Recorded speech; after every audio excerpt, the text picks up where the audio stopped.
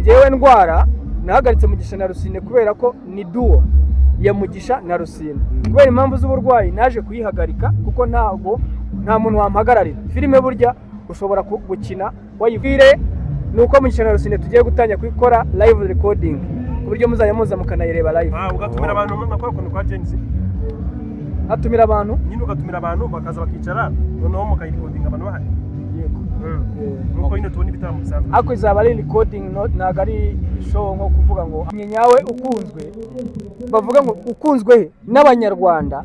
Uwo mukinnyi ukunzwe w'abanyarwanda bamutandukanye n'umukinnyi ukunzwe n'abantu basa na social media cyangwa se n'abantu kuko ni amaklasi y'abantu atandukanye. Tuvuga ntago hamwe urugero ushobora kuzana hano turi nomine ushobora kuzana hano umuntu bita Nzovu akaba ababwira ngo dusohoke bakamukurikira tugasigara hano.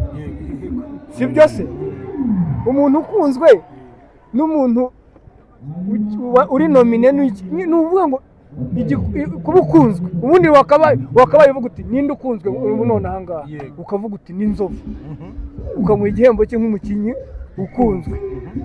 Ariko ubu none ahangaha umuntu ukunzwe hano hari abasiniya hari abapcoming hari abantu bari turi muri generation eshatu hari abashyashya hari bari hagati hari n'abasiniya bacu bura natwe ntago twe basiniya imbere yacu hari ba Wirindahiro na ba Dani bagaga urumva abo bantu rero ntago bakabaye bari kurwanira igikombe cya People Choice.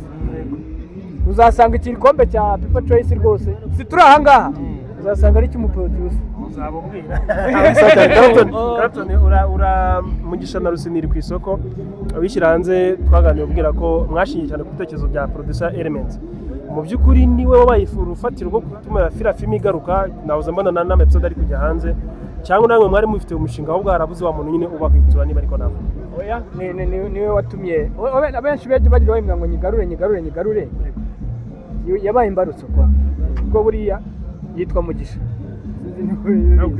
nanjye nkitwa Mugisha so yahagarariye abandi bantu barabimbwiraga ariko nyuma buriya icyabayeho ngiyewe nabisobanuye reka nongere mbisubuyemo igakomeza ariko Mugisha na Rusine Mugisha adahari ntabwo byakunda nyihagaritse nkize nyira Rusine nawe ashaka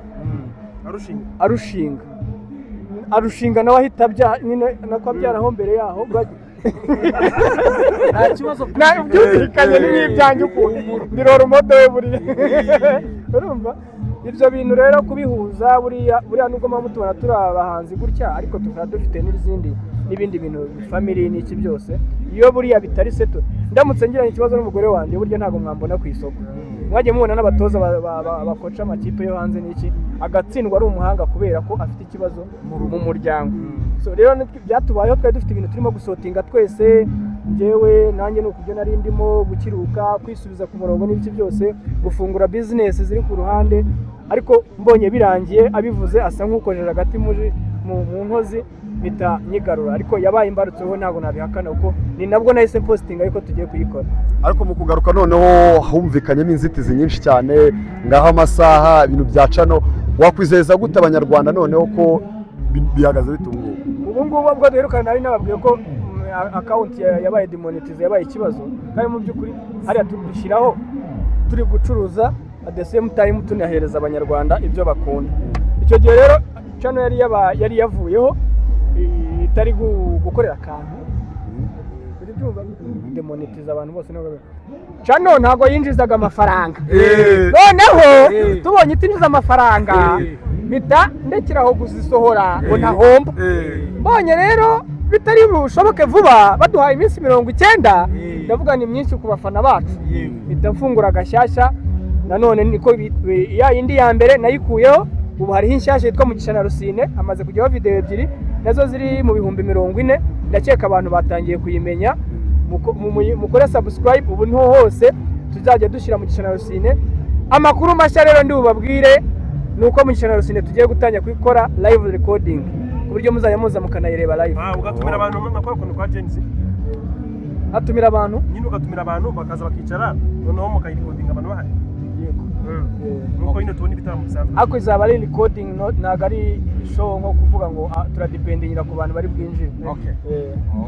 So dusoza rero ubutumwa kuri Mashariki Film Festival ubutumwa wabagenera ba Mashariki ndabashimiye cyane cya mbere ni ukuri bateguye ibintu neza, hari ibintu byinshi twagiye tunenga mu zabanje barabikosoye, rero ndabashimira timu yabo yose yuko bahesheje Shema Cinema, kandi ikindi babashe kuduhuza n'abakunzi bacu bakanaduhuza n'ubuyobozi bwacu. Nanabwira ngo n'abandi bakora ibihembo bakomerezeho barebe Mashariki, ntekereza ko ngira ngo ni ubwa kabiri ariko 11 itanga ibihembo ibaye kubaho isanzwe ibaho ndabizi, ariko gutanga ibihembo ku ba local filmmakers ndumva ari bishyashya, ntabwo byarenga inshuro n'ebyiri. Ubwo rero improvement ugereranyije niba ushize niba ngubu birahari nini cyane pe. N'abandi bareberaho ndabashimiye kuri improvement, twebwe nk'abakinnyi ba filime turishimye kandi nta complaint dufite. Urakoze cyane.